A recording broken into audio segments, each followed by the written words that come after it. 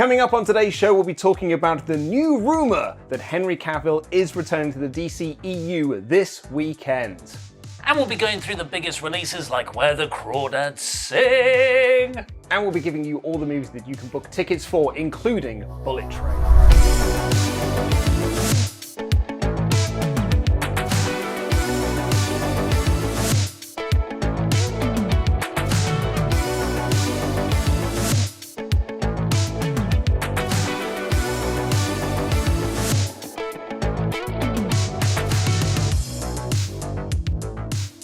Hello and welcome to What's On at Cineworld Cinemas. I'm Luke Owen. I'm Ollie Davis. Yay, you're back. Yeah, screw you, Dan.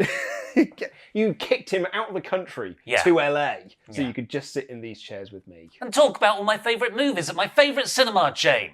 Which is? Cineworld. Lovely stuff. But we're going to kick things off today talking about this weekend's ComicCon. So, always an exciting time. This is the first in-person Comic-Con for a while.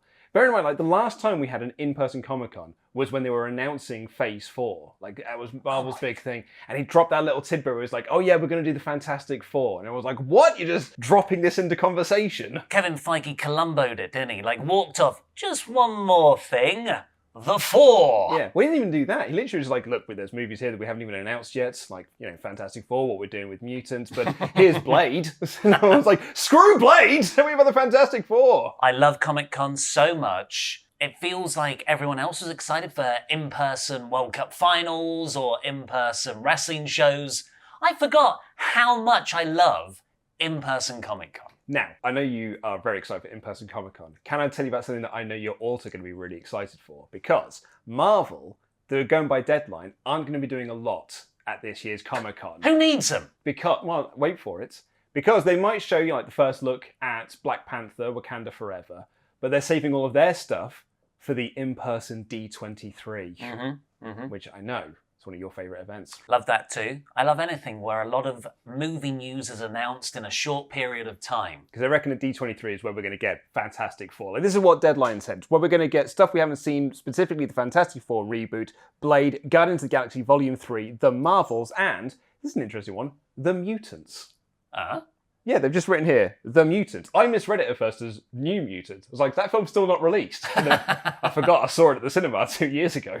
I wonder if they're just saying, like, here are our plans for The Mutants. Because there's a bit in Miss Marvel where they essentially say, there's a mutation within your DNA, and the background goes, diddle-diddle-diddle-diddle. And obviously we've seen, like, they're using that as like a bit of a motif thing. So seen that in Doctor Strange, of course. Exactly, yeah. So maybe there'll be something around that. Anyway, but we're not here to talk about Marvel, because they're not going to be showing stuff at San Diego Comic-Con by all accounts, at least according to Deadline. However, DC, on the other hand, are going to be showing off because they're going to be showing off Shazam, Fury of the Gods. How good was the first Shazam movie? It's so much better than it had any right to be. It's got lost in the sort of annals of superhero movies because, you know, it's that awkward transitionary phase. Like, Marvel do phases of stories. I think DC do phases of transitionary periods. Phases of plans. Yeah, here was like the awkward transitionary period from Zack Snyder's verse to this new one. And that's where Shazam fell. But it's a really good film. A lot of heart. So anyway, they're going to be showing off Shazam, Fury of the Gods. And they're also going to be showing off Black Adam starring Dwayne "The Rock" Johnson. Interesting they're going for those two movies, of course. Black Adam is Shazam's big arch nemesis. Yeah, we may get some stuff around Aquaman as well, Aquaman 2, and maybe some stuff around The Flash, because, I mean, both those are out next year, so maybe they'll just focus on the ones we're getting this year. But what the other interesting aspect of those is those are also the two movies that are rumoured to feature Henry Cavill's return as Superman. Superman's also rumoured for Shazam. Well, but he was in Shazam 1, he's in the post-credit sequence. You don't see his face because there's that story in the movie was like, oh, I know Superman. And none of the kids believe him, and then Superman shows up at the end, like for school lunch and stuff, right? But you don't see his face. So he exists within that Shazam world, which means he also exists in that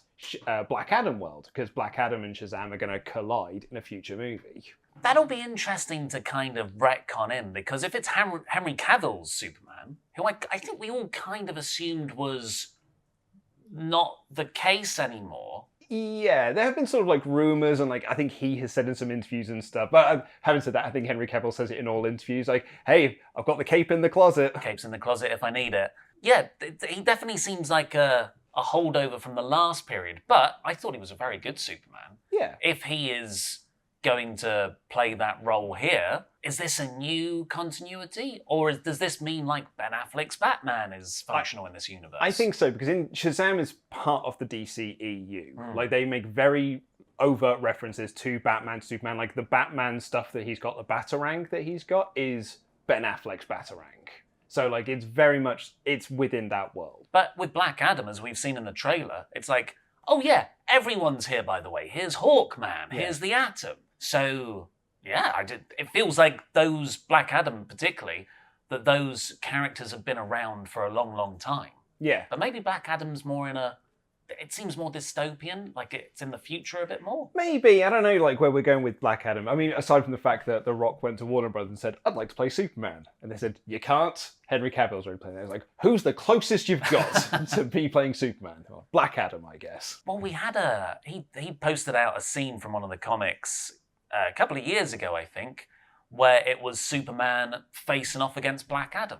Because they're very similarly powered characters. That's his dream, is Yeah. to be able to do Black Adam versus Superman. So there's every chance that The Rock, with the power and sway that he has got, sat down with the Warner Brothers executives and was like, here's what I want in my movie. Henry Cavill as Superman, and we can have a stare down for the post-credit sequence. Let me tell you about WrestleMania.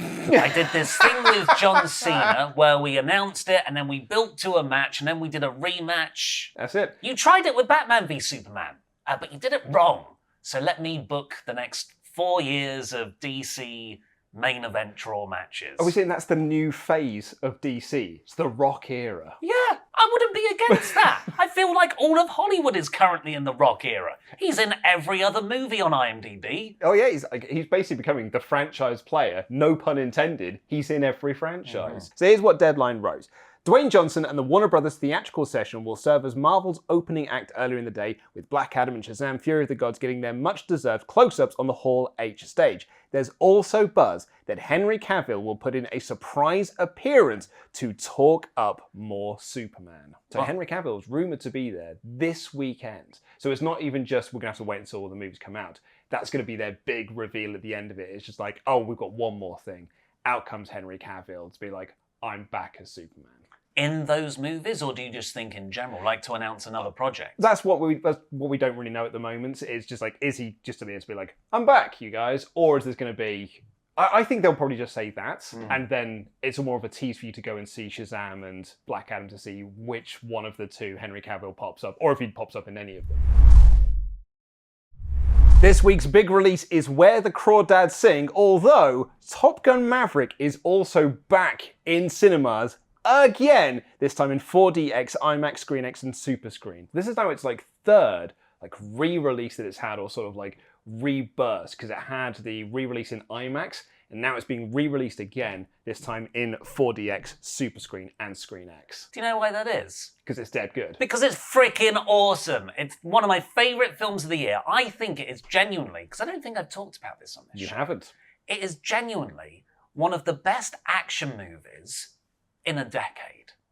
The way it's paced out, it's so smart, the way it just gives you information. It is remarkably subtle for something that is so in your face. For a Top Gun movie. Yes! It's incredible. And to see that in IMAX or 4DX, you'll just be doing this all the time, like a roller coaster ride if the seats are going back and forth, or ScreenX with the big 270-degree thing. planes going all around you. So when I first saw it, I saw it in just regular old 2D, which we all love. We all love a regular 2D movie. Then when it was re-released on IMAX, I was like, oh, I'm going to go out of my way to go and watch this in IMAX, because I didn't get to see that the first time round. Now I've got more options. I'll be like, maybe I will go and check this out in 4DX. But I will say IMAX is my screening of choice, I would say, for something like Top Gun Maverick. Because it is a movie, and I will say it again, I've said it before on this show, it's so good, it's quite annoyingly made the first film look good in retrospect. I want the ScreenX functionality to just have Miles Teller's moustache go all the way around me. You can also book tickets for Thor, Love and Thunder, Elvis, Minions, The Rise of Gru, Lightyear, The Black Phone, and Jurassic World Dominion. You saw Elvis the other day. I did.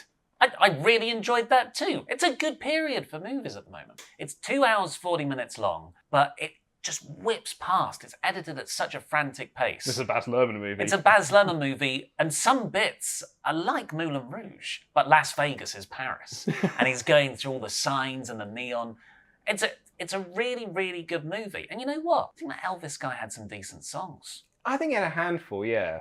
It's nice that, like, you know, this forgotten artist is getting a bit more of a It's about push. time, really. Yeah. Yeah. But what is your pick of the week?